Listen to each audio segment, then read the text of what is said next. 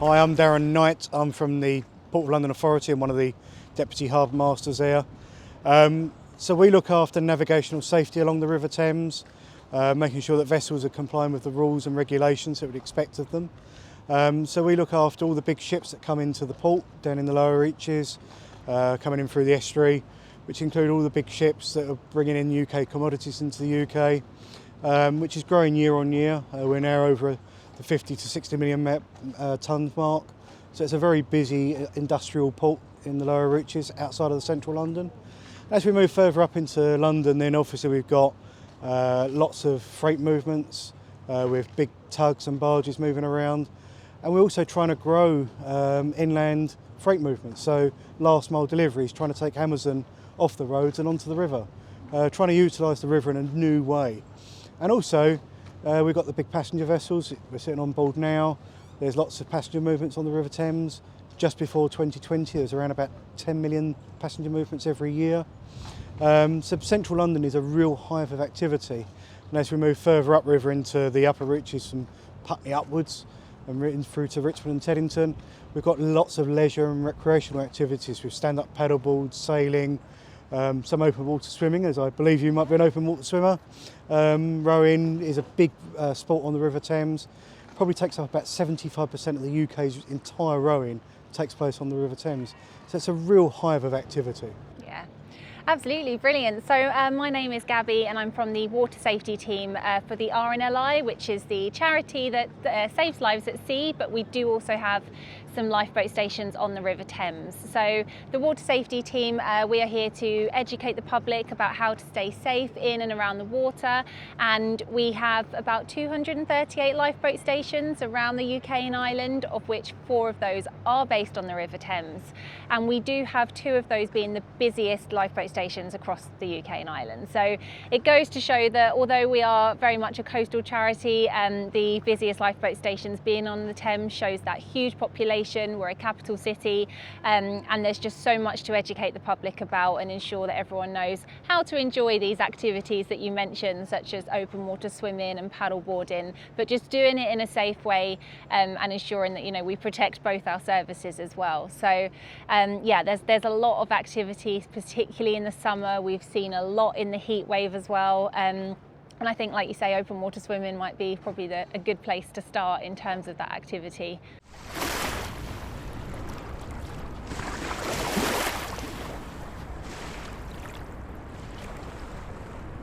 For our point of view, because of the density of the traffic in central London, we don't really recommend swimming in the Thames at all when you come downriver from Putney Bridge, coming all the way down into central London.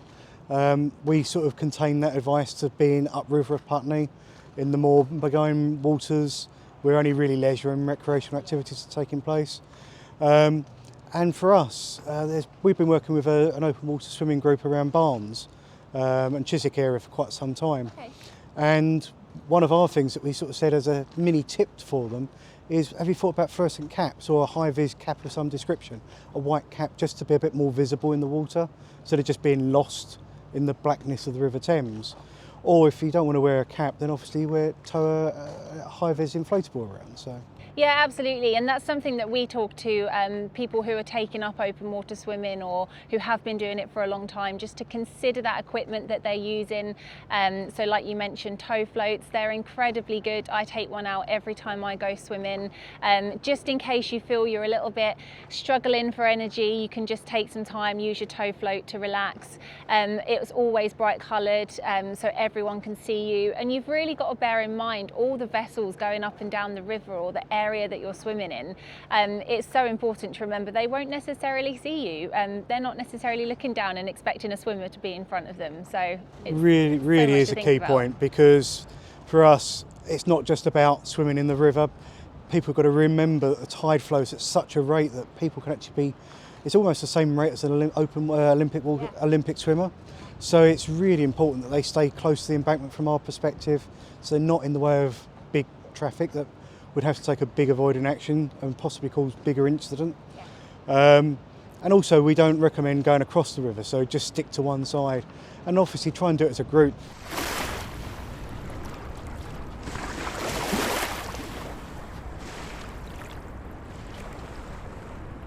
we're seeing the Thames coming back alive post-COVID, especially post all the passenger boats. They're now coming back alive with lots of people on board. But obviously lots of people do actually enjoy going out on the river and enjoying it themselves in their own motor cruisers or in their own leisure craft. And some of the things that we'd certainly recommend to people is have a look at our leisure users website, which we produce on the PLA, which is Boating on the Thames. It gives loads of key safety advice about how to do things safely, prepare your boat to come out onto this busy River Thames. And likewise, for rowing and paddling on the River Thames, and paddling includes kayaking, canoeing and stand-up paddleboarding, of making sure they look at the Tideway Code, which is a document that's been produced with British Rowing and British Canoeing over the years, to make sure that we give out the best safety advice possible to do things safely and appropriately on the River Thames. From carrying a light when it gets to dusk, going out in groups, when to go through central London at the most appropriate time. So it's really important that people do things safely and prepare their trip out onto the River Thames. We want people to go out there and enjoy it as much as we enjoy going out there and working on the River Thames. So it's really important from that aspect. But what would you recommend if someone got into trouble? So there's a few things you can do if you do get into trouble in the water. The first thing to do is, if you find yourself in the water unexpectedly, then there is a very important technique to remember called float to live. So this technique, it has proven to save many people's lives in the past, and the idea is that you lay on your back a bit like a starfish, use your arms and legs, and you can use them to float. You don't have to be still, but just control your breathing, take time to think about what is your plan of action next, just calm down. And it's all about conserving that energy, because although the river at the moment, the temperatures, what would you say the temperature is at the moment? We're kind of... Probably today, probably about 15 or 19 degrees. I'd say probably nearer to the 19 because it's been hot. But in the start of summer, people think that when we had that heat wave, people think it's really nice and refreshing to just go in the water and cool off. But actually, when you end up in the water, you find yourself panicking.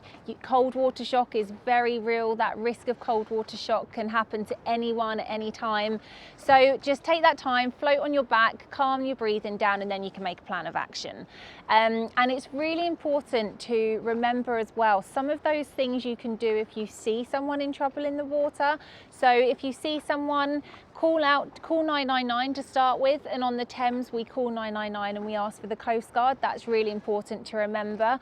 Very much inland you ask for the fire service, so people can get confused. And then once you've done that, maybe see if there's something that you can throw to them. So, call 999, tell them to float on their back, and then see if you can throw something to them. There's a lot of life-saving equipment along the River Thames. There's life buoys, and there might be some throw bags, but also just something that floats. If you happen to have a football with you, throw them that and ask them to kind of see if they can kit their legs and swim to safety. And something I was certainly told whilst I was doing my training to work in the marine environment was to really put my finger out and just point towards where the casualty is. Yep. In the river. So it just helps direct the rescue services when they are tasked to the scene. Yeah, absolutely. And it's also things like bearing in mind the current of the river. If it's flowing one way, don't necessarily drop down your life buoy in front of them. Drop it further up so that if they're flowing, down the river, they're going to actually end up catching the life buoy. It's little things like this that's really important to remember. But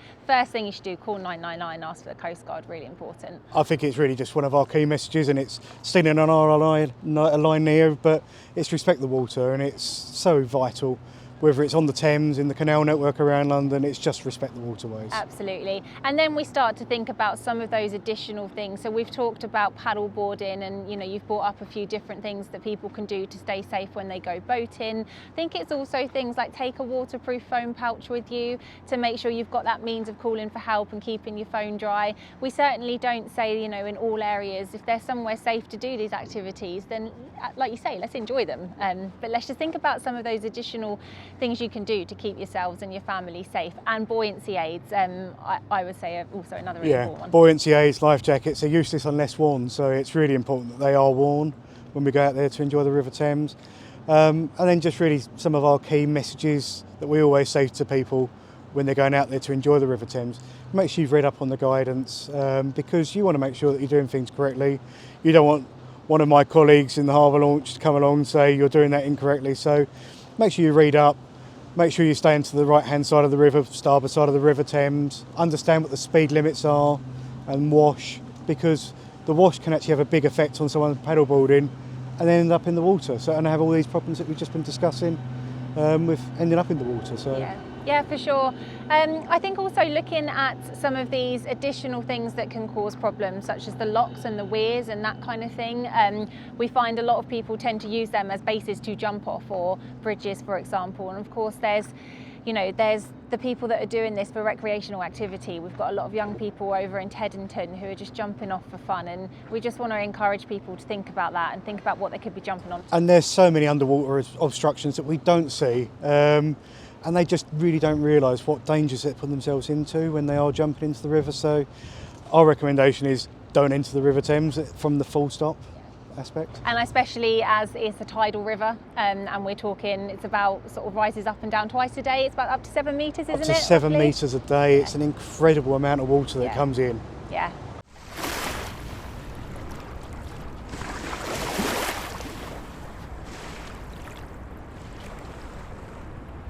So we've just been talking about the tidal effects and how fast and how high the tide comes in.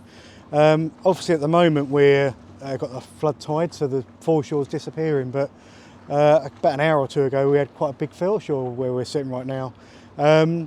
So lots of people do go down onto the foreshore along the entire River Thames, and there's so many hazards and risks that people don't always can take into account.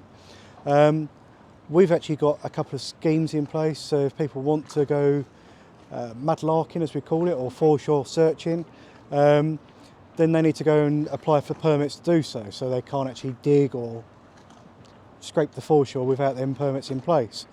But if people are going to go down there and just enjoy being down by the water's edge, as I'm sure we all love throwing them stones into the river, it's really important about looking at how you're going to get down there. Are the steps safe? They're not going to be causing you slips, trips or falls as you're going down them steps.